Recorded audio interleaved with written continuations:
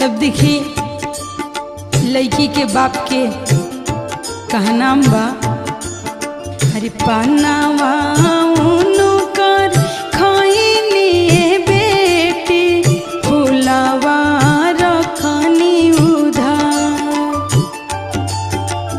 पानावा उनो कर खइनी बेटी फुलावा रखनी उधार।